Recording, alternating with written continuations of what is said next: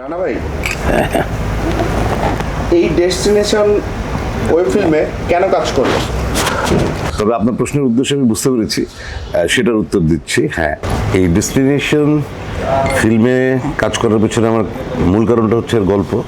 মানে একটা অদ্ভুত গল্প। আমি সচরাচর এই ধরনের গল্প দেখি না। মানে মানুষের মস্তিষ্ক নিয়ে যখন কারবার হয় তখন আসলে ভালো লাগে।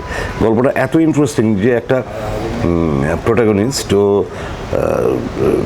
যে কোনো কারণে ও খুবই ডিপ্রেসড।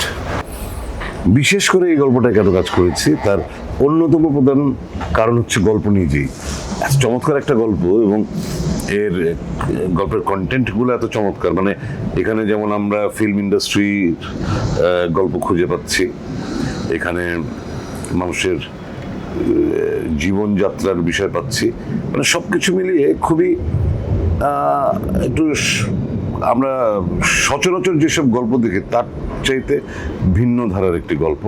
ও আই হোপ রাজের প্রেজেন্টেশনটাও খুব অন্যভাবে করছে, ভাল লাগবে। আমার যেহেতু করে ভাল লাগছে, আমি একটু বুঝতে পারি আপনাদেরও ভাল লাগবে। ডিরেক্টর রাজ ভাইয়ের সাথে কাজ করে আপনার কেমন লাগলো? অভিজ্ঞতা কেমন? ডিরেক্টরের সামনে আমি কি বলবো যে কাজ করার অভিজ্ঞতা খারাপ? এমনি তো বলতাম না, বাট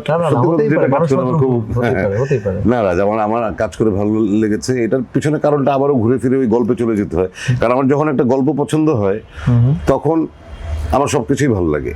তখন হয়তো অনেক, এই যে আমরা আজকে যে শুটিং করলাম রাজ আর আমি, এবং আপনারাই তো ক্যামেরা চালালেন, কি প্রচন্ড গরমে দিয়াবাড়ির এই রোদের নিচে শুট করা, এটা আসলে মানে অমানসিক একটা ব্যাপার। কিন্তু আমরা কিন্তু হাসতে হাসতেই করলাম না, মোটামুটি 1.5 ঘন্টা ওই রোদের মধ্যে আমরা কাজটা করলাম, এবং উই জাস্ট এনজয়েড। একটা সিক্রেট বলেন, একটা আফসোস বলেন। সিক্রেট তো সবসময় সিক্রেট, কাজেই আমার জীবনের সিক্রেটটা আমি আসলে ডিসক্লোজ করব না। ওপেন সিক্রেট থাকে না? না, আমার যেটা সিক্রেট সিক্রেট বলতে থিংস যেটা বলতেছি আমি বুঝলাম, যে ধরেন বলা যায় এরকম যে এখনো হয়তো কাউকে বলা হয়নি, এরকম সিক্রেট তো থাকে, যেটা just not secret but type of secret. Open secret বলা চলে যেগুলোকে। আমার তাহলে সেরকম একটা সিক্রেট বা ওপেন সিক্রেট যে ডিসক্লোজ করলে যদি ওপেন সিক্রেট হয়, সেটা হচ্ছে যে I love Angelina Jolie. You love Angelina Jolie. Wow. Club. আর আফসোস ওইখানেই যে ওকে আমি বিয়ে করতে পারলাম না। ওকে। রাজ ভাই, আপনার এই ডেস্টিনেশন ওয়েব ফিল্ম সম্পর্কে বিস্তারিত একটু বলেন, যে কেন গল্পটা, কোথা থেকে লেখা, কই থেকে ইন্সপিরেশন, সব কিছু। না, বিস্তারিত তো বলা যাবে না। হ্যাঁ, লেখা বলতে আমি স্ক্রিপ্ট রাইটার, আমি লিখছি, অনেকে হেল্প করছে, মানে পুশ করছে আমাকে যে হ্যাঁ এই টাইপের দেয়া যায়। কিন্তু গল্পটা 2বার চেঞ্জ হয়েছে। এখন it's like a short biography টাইপের, মানে ফিল্ম ইন্ডাস্ট্রির মানুষের, মানে একটা ডিরেক্টরের ব্যক্তি জীবন কেমন থাকে, একটা ডিরেক্টরের জীবনের কিছু উত্থান পতন, একজন অ্যাক্টর বা একজন নতুন নিউ কামার্স, এদের মানে এন্ট্রিটা বা লাইফের জার্নিটা কেমন হয় তার একটা ভাইব দেওয়ার চেষ্টা করছি। আপাতত এতটুকু বলা যায়, বলার মতো। আর স্ক্রিপ্ট আমি নিজেই লিখছি। সো সেক্ষেত্রে আমি মনে করি যারা এই জর্নার কাজ পছন্দ করে, মানে ইটস লাইক দ্যাট, অঞ্জন দত্তের কাজ যারা দেখতে পছন্দ করে, বা মৃণাল সেন বলেন বা অতনু ঘোষ বলেন কলকাতার, হ্যাঁ, বাংলাদেশেও এরকম আরও কিছু কাজ আছে, একটু not so called art film, not commercial movie, but একটা ভাইব আছে অন্য ফ্লেভারের, যে রিয়েলিস্টিক মুভিটাকে আমরা রিয়েলভাবে, মানে আমি যখন দেখছি মনে হচ্ছে যে এটা না আমি কালকে করলাম, এটা না আমার ফ্রেন্ড কালকে করলো, এটা না আমার ভিতরে চলতেছে। খালিদ হাসান রাজ, আপনার জীবনের একটা আফসোসের কথা বলুন। আফসোস তো ভাইয়া বলছে, আমার আবার বলতে হবে কেন? না, আপনারটা বলুন, শুনুন। আফসোস কি? কালকে তো র্যান্ডম একটা প্রশ্ন করছে, ঠিক আছে? আফসোস কি ধরেন, এখন আফসোস আমি কি বলবো? ধরেন আমি যতবার ট্রেন জার্নি করছি বা বিমানেও যতবার আমি বিভিন্ন দেশে গেলাম, সেক্ষেত্রে কখনো আমার পাশে কখনো কোনো সুন্দরী মেয়ে বসে না, এটাই আফসোস।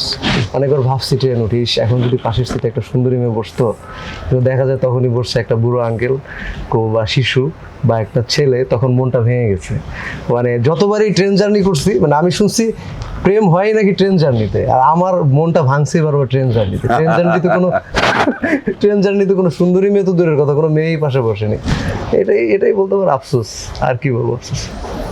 এখনো ওই ফিল্মের জার্নিতে আপনার পাশে একজন বুড়ো মানুষই বসে আছে। আমার পাশে? এটা তো সবচেয়ে বড় আফসোস। ওইটার বড় আফসোস, এখনো পাশে না, নায়িকা তো ছিল, গতকালকে নায়িকা ছিল। রাজ ভাই, আপনার জীবনে হুম।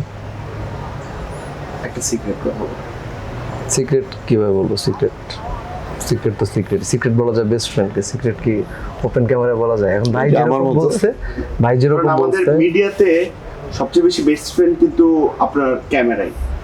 এক্স্যাক্টলি। ওকে, হ্যাঁ এটা আপনি নিজে লজিক্যাল, নিজেই কিন্তু ধরা খেয়েছেন। এটা লজিক্যাল বাট আমি বলছি কি কারণে, কারণ এখন তো সোশ্যাল মিডিয়ার যুগ, মানুষ অন্যভাবে না একটা কথা একভাবে বললে, ঠিক আছে?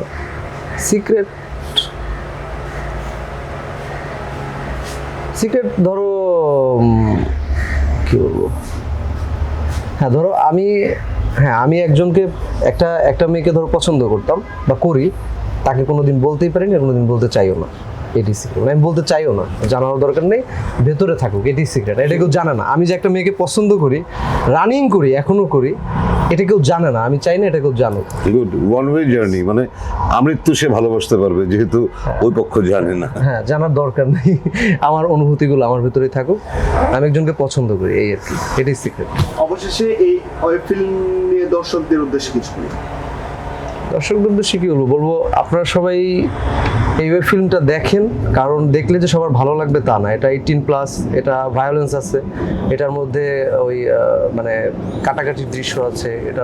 এবং সবচেয়ে ইন্টারেস্টিং ব্যাপার হচ্ছে, একটা সিনে গিয়ে কেউ বলতে পারবে না পরের সিনে এইটা হইতেছে। হয়তো আপনি ভাববেন যে হ্যাঁ এরপরে এইটা হবে, দেখবেন সেটা হচ্ছে না। এর হচ্ছে বড় চ্যালেঞ্জ, এতটুকু।